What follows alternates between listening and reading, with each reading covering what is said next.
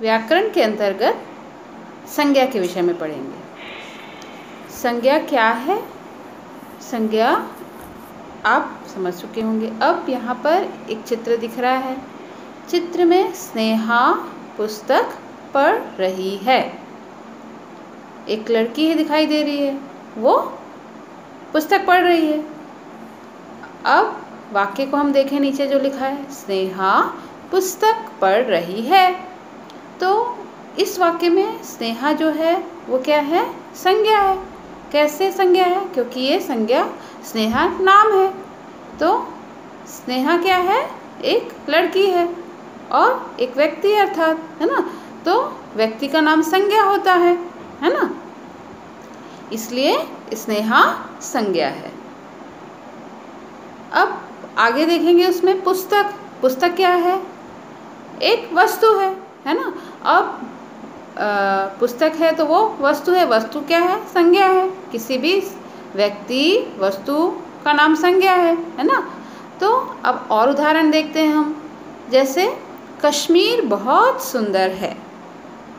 यहाँ पर चित्र में हम देखेंगे क्या लिखा है नीचे वाक्य, कश्मीर बहुत सुंदर है। तो कश्मीर ये क्या है? संज्ञा है। कैसे संज्ञा है? क्योंकि कश्मीर एक जगह का नाम है, एक स्थान का नाम है। और हमने संज्ञा में पढ़ा है कि किसी भी व्यक्ति वस्तु स्थान के नाम को भी हम संज्ञा कहते हैं। अगला चित्र देखेंगे आप। आज बहुत गर्मी है। तो यहाँ पर गर्मी शब्द जो आया है इस वाक्य में, ये भी क्या है? संज्ञा है। क्योंकि गर्मी को हम देख सकते हैं क्या? नहीं देख सकते। सुन सकते हैं क्या? नहीं सुन सकते, केवल महसूस कर सकते हैं। तो ये एक भाव है जिसको हम फील कर रहे हैं, महसूस कर रहे हैं, तो भाव का नाम भी संज्ञा है। तो इस प्रकार हम देखते हैं एक और उदाहरण, चिड़िया चहचहा रही है। अब चिड़िया क्या है? यहाँ पर एक संज्ञा है। कैसे संज्ञा है? क्योंकि चिड़िया एक पक्षी या फिर एक प्राणी है, और प्राणी का नाम भी संज्ञा ही होता है ना। तो चिड़िया संज्ञा है। तो हम देखते हैं अब कि संज्ञा की परिभाषा क्या बन जा रही है?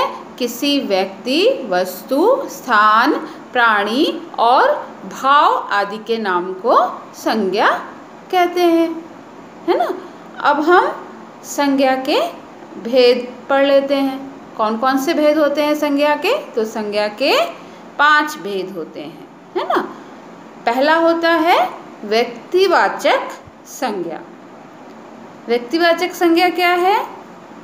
व्यक्तिवाचक संज्ञा किसी भी व्यक्ति, विशेष व्यक्ति, प्राणी या फिर स्थान के नाम को हम क्या कहते हैं? व्यक्तिवाचक संज्ञा। जैसे यहाँ पर सचिन तेंदुलकर चित्र है। अब सचिन तेंदुलकर कौन है? एक प्रसिद्ध क्रिकेट खिलाड़ी है, तो ये विशेष व्यक्ति हैं।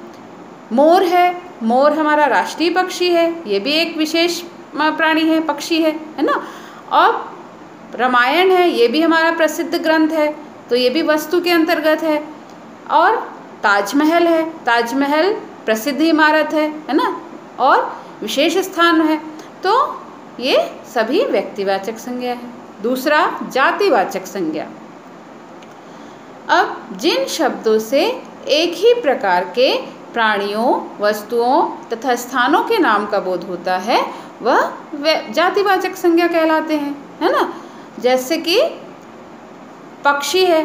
अब पक्षी, बहुत सारे पक्षी होते हैं। मोर होता है, तोता होता है, मैना होती है ना, बत्तख होता है, कोयल होती है। अब कार ले लें। कार, बहुत सारी कार होती है, देशी विदेशी, है ना, छोटी बड़ी कार, बहुत सारी कार होती है। नगर का नाम ले लेते हैं। नगर, बहुत सारे नगर कहने से रायपुर नगर है, बिलासपुर है ना। और देश देख लें तो भारत है ना, नेपाल है ना, और बांग्लादेश है। इस तरह से बहुत सारे, सभी देश उसके अंतर्गत आ जाते हैं, है ना।